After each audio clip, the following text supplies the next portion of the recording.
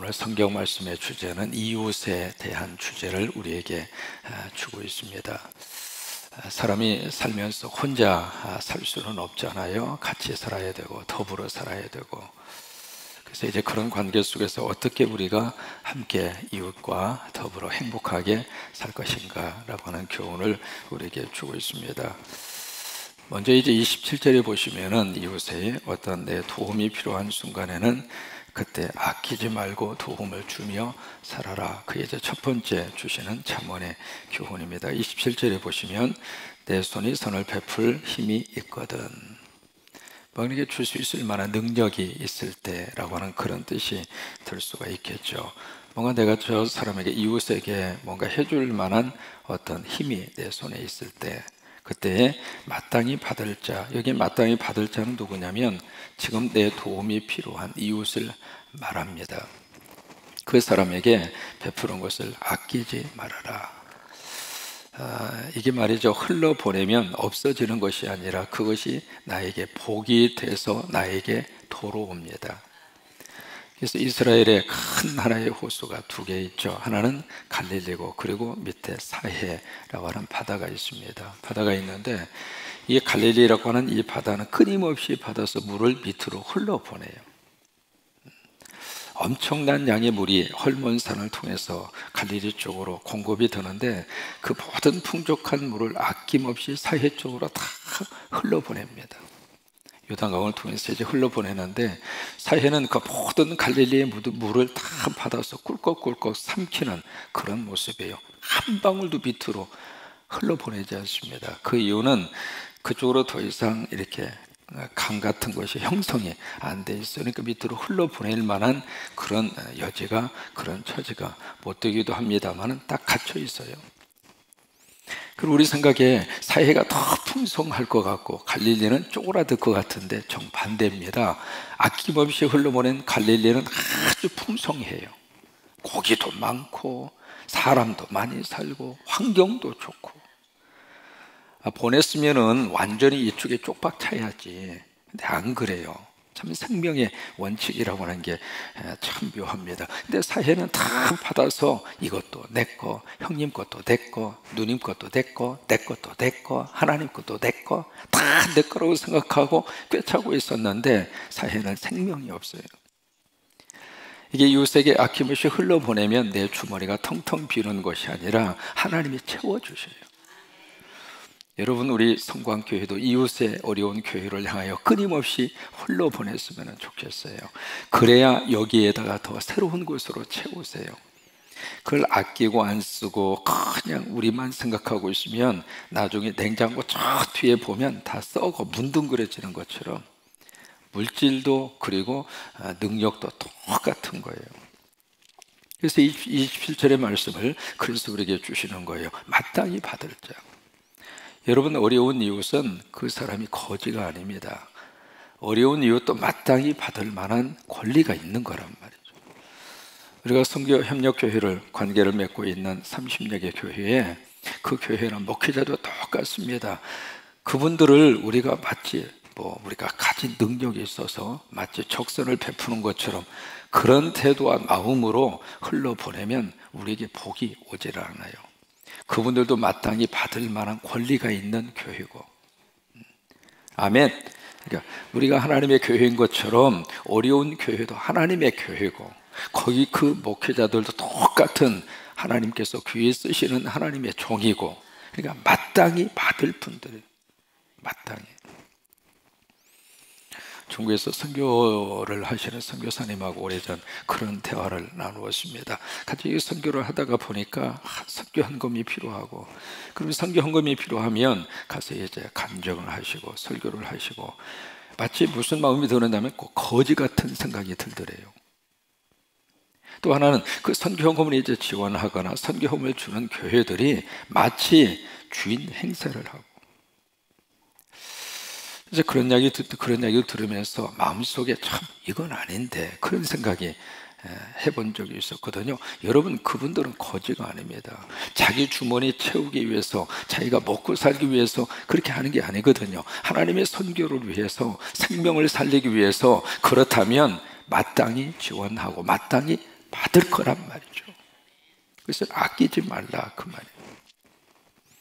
28절을 보시면 내게 있거든 이웃에게 이르기를. 지금 줄만한 능력이 있어요. 줄만한 형편이 돼요. 그런데 그 이웃이 있습니다. 마땅히 받아야 될 이웃, 그것을 받아야 먹고 사는 이웃이에요. 지금 마땅히 도움이 필요한 그 순간이거든요. 그 이웃에게 갔다가 내일 다시 와라 그렇게 하지 말라. 그러니까 이웃의 도움이 필요한 것이 지금 목격이 되고 이웃의 도움이 지금 당장 필요하다고 느끼면, 그리고 줄만한 능력이 있고 주머니에 돈이 좀 있고 그리고 뭔가 있으면은 그 내일로 미루지 말고 바로 해라. 즉시 해라. 내일은 누구도 보장되지 않는 시간입니다. 우리는 오늘을 사는 거예요. 그래서 오늘 행복해야 내일도 행복하고, 오늘 웃어야 내일도 웃을 수 있고, 오늘을 너무 기가 막히게 살아야 내일도 기가 막히게 살 수 있는 거고, 이게요 다 아껴놨다가 그냥 몽땅 그렇게 되는 게 아니에요. 여러분 집에 좋은 그런 가구나 좋은 것들이 있으면 오늘 당장 꺼내서 쓰세요. 그 누구를 위해서 쇼 윈도에다가 딱 놓으시고 불까지 켜서 그 좋은 그릇들 그냥 당장 꺼내서 쓰세요. 그 1년에 한 번 쓰려고 사다 놓은 게 아니잖아요. 그냥 꺼내서 쓰세요. 그리고 옷장 딱 열어서 제일 좋은 옷이 있으면 내일 아침부터 입고 오세요. 그 애꼈다가 누구를 위해서 입으려고 그러세요? 애끼다 보면은 1년 가도 못 입을 기회가 참 많아요. 그러니까 즉시 하나님께서 우리 마음속에 감동을 주시잖아요. 감동을 주시면 그 감동을 자꾸 미루지 마시고 즉시 반응을 보이는 것이 믿음이에요. 그러니까 하나님께서 그냥 뭔가 이렇게 주실 때 오늘 하루를 그냥 내일로 자꾸 미루지 말고 미루다 보면 마지막 죽으면서 후회해요. 내가 왜 그때 그랬는가? 내가 왜 그때 그랬는가? 후회하고 끝나는 그런 경우들이 있거든요. 그러니까 이 이웃을 위해서 구제하고 이웃에게 뭔가 도움을 줄 때 해도 내일로 그거 안 해요. 지금 줄 수 있는 능력이 있는 것이 행복이고, 내가 지금 줄 수 있는 이웃이 있다고 하는 것이 축복이에요. 29절입니다. 내 이웃이 내 곁에서 평안히 살거든 그를 해하려고 꾀하지 말며, 사람이 내게 악을 행하지 아니하거든 까닭없이 더불어 다투지 말며. 지금 아파트 살면서 이웃과의 층간소음, 그것 때문에 여러 가지 많은 불편한 그런 관계들이 이루어질 수 있는데 다투지 말라 그 말이에요. 이웃과 사이좋게 지내라 그 말이에요. 여러분, 이웃은 누구예요? 사촌이라고 그래요. 이웃 사촌. 멀리 떨어져 있는 친척보다도, 멀리 떨어져 있는 가족보다도 같이 옆에서 더불어 살고 있는 이웃이 훨씬 더 가까워요. 내가 좀 힘들고 아프고 어려울 때 가장 먼저 달려와 줄 수 있는 사람은 여기 함께 신앙생활하고 있는 우리 이웃 교인들입니다. 가장 먼저 전화하고, 가장 먼저 염려하고, 가장 먼저 달려와서 손을 잡아주고. 여러분, 우리는 다 이웃입니다. 아멘. 이웃이에요. 그래서 이웃을 우리가 어떻게 대해야 되는가? 예수님이 그 말씀 하시잖아요. 어떻게 대해야 되는가? 이웃을 사랑해라. 사랑하는데 어떻게 사랑하는가? 자기처럼 사랑해라. 내 몸처럼 사랑하라 그랬잖아요. 그러니까 이웃과 내 몸은 하나다 그 말이에요. 이웃을 행복하게 하면 나도 행복하고, 이웃이 울고 있으면 나도 울고 있는 거고, 이웃은 내 얼굴과 거울과 같아요. 거울 앞에 있으면 내 얼굴이 이렇게 딱 보여지는 것처럼 이웃은 우리의 삶의 거울이거든요. 그러니까 이웃이 활짝 나를 보고 웃어주면 내가 그에게 기쁨을 주고 있는 거예요. 근데 그 이웃이 나만 보면 인상 팍팍 쓰고 있는 거예요. 내가 그에게 인상 쓰게 하고 있는 거예요. 그러니까 이웃과의 관계를 어떻게 하면 좀 화목하고 서로 좀 좋은 관계 속에서 맛있는 거 있으면 좀 나눠 먹고, 아멘 하신 분도 그렇지만 다른 분도. 옛날 우리 한국의 주택구조 기억하셔요? 울타리가 없었어요. 무슨 담을 높이 치거나 그렇지도 않았거든요. 어렸을 때 지금도 기억을 납니다. 그냥 얼기설기 이렇게 그냥 영역 표시만 한 겁니다. 그리고 대문, 무슨 대문 거기에 무슨 잔물통을 채우고 그랬어요. 그냥 몇 가지 이렇게 겪어서 그냥 이건 우리 집 대문이야 하고 탁 열려져 있어요. 그러니까 누구든지 문 탁 톡 차면 문이 톡 하고 열릴 정도로 그 담이 없었기 때문에 이게 낮은 그 울타리 거기서 오고 가다가 꽃옷 냄새가 나면 아이고 김대택 뭐해? 그러면 부엌에서 뭐 하다가 뭐 좀 지금 뭐 지지고 있구만. 아 그래요? 그러다가 가서 조금만 기다려봐 하면 지짐이 볶음이 가지고 와서 임자 이거 한번 좀 먹어봐. 아 해서 입속에다 쏙 집어넣으면 오물오물 잡수시면서 맛있네. 그리고 일터로 가고. 그게 한국의 주택 구조였어요. 그렇게 이웃하고 하나가 돼서 살았던 거예요. 이게 주택 구조가 바뀌면서부터 이제는 아파트 문화가 딱 들어오면서 문 딱 닫고 들어가면 앞에 누가 사는지, 앞에 김치찌개를 하는지, 앞에서 지금 뭘 하는지 전혀 단절된 이웃. 그러지 말고 이웃과 어쨌든 간에 우리는 이웃과 더불어서 가장 먼저 교회라고 하는 이웃에서부터 그렇게 살아야 돼. 아멘. 맛있는 거 있으면 싸가지고 와서 아이고 옆자리에 딱 앉은 분에게 아이고 이거 맛있는 거 있어 이거 먹어봐 하고 이게 살짝 찔러주기도 하고. 내일서부터 그렇게 하세요.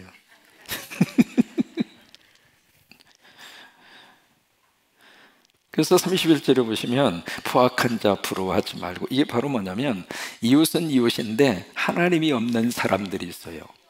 막 세상적으로 악한 사람이 있습니다. 여러분 선한 이웃만 있는 게 아니에요. 어떻게 해서든지 우리를 힘들게 하려고 그러고 그냥 해코지 하려고 하고 속을 뒤집어 파는 이웃들이 부지기수로 있어요. 이제 그것을 의미를 하고 있거든요. 그 포악한 사람. 그 다음에 이것이 32절에 가면 패악한 자 그렇게 표현을 하고 있고요. 그 다음에 33절에서는 악인이라 그렇게 표현을 하고 있고, 그 다음에 34절에서는 거만한 자라 그렇게 표현하고 있고, 그리고 35절에서는 미련한 자의 영달함. 이 영달함이라고 하는 것은 미련한 자가 아주 노력하는 거, 수고하고 미련한 자가 노력을 하고 이제 그것을 영달이라 그렇게 표현을 한 겁니다. 이런 내용들이 바로 뭐냐면 하나님이 없이 살고 있는 이웃들, 세상적으로만 막 치우쳐서 세상적으로만 막 살려고 하는 그런 이웃들이 내가 살고 있는 환경 속에 있거든요. 근데 그런 사람들에 대해서는 어떤 태도를 가져야 하는가? 31절 부러워하지 말아라. 하나님 없이 잘 되는 이웃, 그 이웃에 대해서 부러워하지 말라 그 말이에요. 여러분 우리는 많이 가지기를 원하는가 아니면 하나님과 함께 살기를 원하는가, 둘 중 하나를 선택하라고 한다면 전자를 선택해야 될까요? 후자를 선택해야 될까요? 네. 이스라엘 백성들이 가나안 땅을 갑니다. 근데 막 하나님을 속상하게 하잖아요. 원망하고 불평하고. 하나님이 나중에 하도 참다 못해서 모세에게 그래요. 그래 알았어, 니네들 가. 난 안 갈 거야. 나 안 가. 이제 그런 모습 보면 하나님도 상당히 감정적으로 처리하실 때가 있습니다. 언제까지 너가 너희를 위해서 이렇게 참고 그래야 되겠느냐? 그래 알았어, 가. 난 안 갈 거야. 모세가 뭐라는 줄 알아요? 하나님 안 가면 나도 안 가요. 하나님이 없이 그 땅에 가서 우리가 무슨 의미로 살겠어요? 나 안 가요.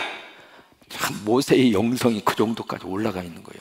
그러니까 하나님이 모세를 달래서 알았어 내가 같이 가줄게. 아 그러면 저희도 가나안 땅 갈게요. 그렇게 되는 거예요. 하나님이 없이 화려하게 사는 것보다 하나님 모시고 이만큼 사는 게 행복하다 그 말이에요. 그러니까 이웃이 하나님이 없이 막 떵떵거리고 막 부동산이 늘어나고 좋은 차를 타고 그냥 그렇게 사는 그 모습, 그 부러워하지 말라 그 말이에요.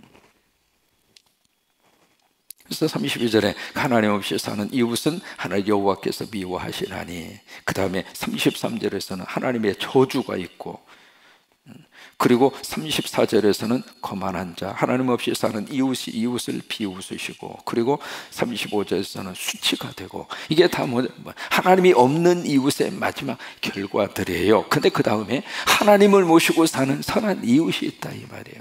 그 선한 이웃과의 관계 속에서는 늘 하나님이 기뻐하는 대로, 여기에 32절에 보시면 그의 교통하심이 있으며, 하나님과 사는 선한 이웃은 하나님과 늘 교통하심이 있고, 그 다음에 33절을 보시면 그 집에는 복이 있고. 그러니까 하나님을 모시고 사는 선한 이웃, 그 이웃집을 보면서 우리도 같이 저렇게 살면 하나님이 저 가정 위에 복을 주시는구나, 그것을 보고 우리가 그쪽을 따라가라 그 말이에요. 다른 것 따라가지 말고. 34절에서는 은혜를 베풀어 주시고, 그리고 35절에서는 영광을 기업으로 하나님께서 그에게 허락하시고, 이 기업이라고 하는 단어, 영어로 헤리테이지라는 단어를 씁니다. 아무 것이나 기업이라 그렇게 성경에서는 말하고 있는 게 아닙니다. 이 기업이라고 하는 단어는, 기업, 우리가 비즈니스를 기업이라 그렇게 번역합니다마는 성경에서 말하는 기업은 비즈니스를 말하는 게 아닙니다. 이 기업은 하나님이 주시는 것만 기업이에요. 그러니까 땅에서 얻을 수 있는 것을 기업이라 그렇게 표현하지 않아요. 그러니까 하나님이 주시는 것이 기업이에요. 여러분, 우리 가정에 자녀가 하나님이 주신 기업이에요. 교회가 하나님이 주신 기업이에요. 천국이 하나님이 주신 기업이에요. 그러니까 하나님이 주신 것만 기업이라 라고 하는 단어를 쓰는 거예요. 가나안 땅이 하나님이 주신 기업이에요. 이게. 그러니까 여기에 영광을 기업으로 주시리라, 영광도 마찬가지거든요. 이 영광, 영광, 이 추상적인 단어입니다만은 이 영광이라고 하는 단어 속에 뭐가 있느냐면 하나님의 어떤 품성과 속성이 드러나는 것이 영광이에요. 무슨 이렇게 빛으로 서치라이트 빛을 비추는 것처럼 그 영광, 그것이 아니라 나를 통해서 하나님이 드러나는 것. 근데 그 하나님이 어떻게 드러나는가? 하나님의 속성이 나를 통해서 드러나는 거예요. 그 하나님의 속성이 바로 무엇인가? 바로 성령의 9가지 열매가 하나님의 속성이에요. 사랑과 희락과 자비와 양성과 충성과 오래 참음과 절제, 이 9가지 열매, 그것이 바로 하나님의 속성인데 나를 통해서 그게 드러나면 영광이 나타난다, 그렇게 말을 하는 거예요. 정리합니다. 율법학자가 와서 예수님에게 물어요. 예수님, 율법학자 또는 서기관 같은 말이거든요. 이 사람이 예수님에게 와서 물어요. 예수님, 어떻게 해야 영생을 얻겠습니까? 오래 살고 싶었던 거죠. 예수님, 그래? 그러면 당신이 율법을 잘 알으니까 율법에 뭐라고 말씀이 쓰여져 있느냐? 그러면서 율법에는 하나님을 사랑하되 몸을 다하고 마음을 다하고 뜻을 다하고 정성을 다하여 하나님을 사랑하고, 그 다음에 율법에는 내 이웃을 사랑하는데 네 자신처럼, 네 몸처럼 네 이웃을 사랑해라. 그것이 바로 네가 알고 있는 율법의 가장 중요한 핵심적인 내용이다. 그러니 그 말씀대로, 그 율법대로 가서 행해라. 그리하면 네가 영생을 얻게 될 것이다.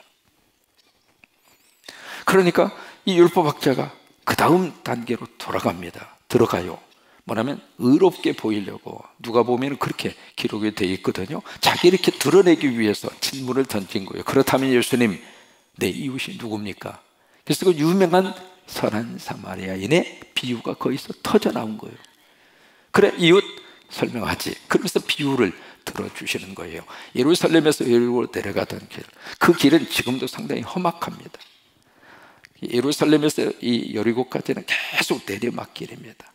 그리고 양쪽으로 산이 이렇게 둘러싸여져 있고, 지금도 그 도로 자체가 산 사이로 나 있는 도로예요. 그러다 보니까 이 여리고라고 하는 것은 그 당시에 국경 지역이었고, 여리고라고 하는 도시 자체가 세금을 걷어들이는 그런 통행사라든지 여러 가지 세금을 걷어들이는 그런 그 장소였어요. 그래서 예루살렘에서 이 여리고 쪽으로 사람들이 많이 왕래를 합니다. 그러다 보니까 그게 아주 강도짓 할 수 있는 최적의 장소예요.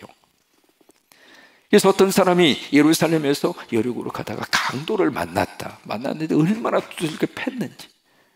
물건만 뺏어가지고 사람을 두들겨 패. 아니 자기 도와주려고 와서, 술 취해서 자기 도와주려고 와서 앰뷸런스에 실어가지고 병원에 모시고 가는 왜 소방대원을 두들겨 패느냐고. 그러니까 그냥 몸까지 두들겨 패서, 성경은 그렇게 표현합니다. 거반 죽게 되었더라. 그냥 길바닥에다 내동댕이 치고 이제 가버렸잖아요. 가버렸는데 그 다음이 문제입니다. 제사장이 지나갑니다. 지나가다가 어떻게 해요? 그걸 봤어요. 못 보고 그냥 지나간 게 아닙니다. 제사장이 이제 저기보다 강도 만나서 그지만 거의 죽게 된 사람을 어떻게 되냐면 보았어요. 보고 그 다음에 피하여 그 다음에 갔어요. 제사장이. 그 다음에 레위 사람이 그 장소를 지나갑니다. 지나가는데 똑같은 광경입니다. 보았어요. 그리고 피하여 그 다음에 그냥 갔어요. 근데 세 번째로 여행 중인 사마리아 사람들이 사마리아 사람이 보았어요. 그 다음에 어떻게 했어요? 피한 것이 아니라 가까이 갔어요. 두 사람은 피하여 갔지만은 사마리아 사람은 보고 가까이 가서 그의 필요성을 알고 그에게 포도주 기름을 부어서, 그 당시에 민간 요법이거든요. 당장 치료를 해줘야지. 기름과 포도주를 부어서 상처난 부분을 치료해주고.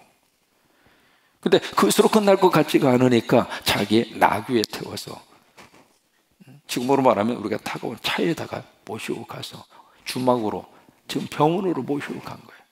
병원에 가서 그것으로 끝난 것이 아니라 치료비까지 다 물어준 거예요.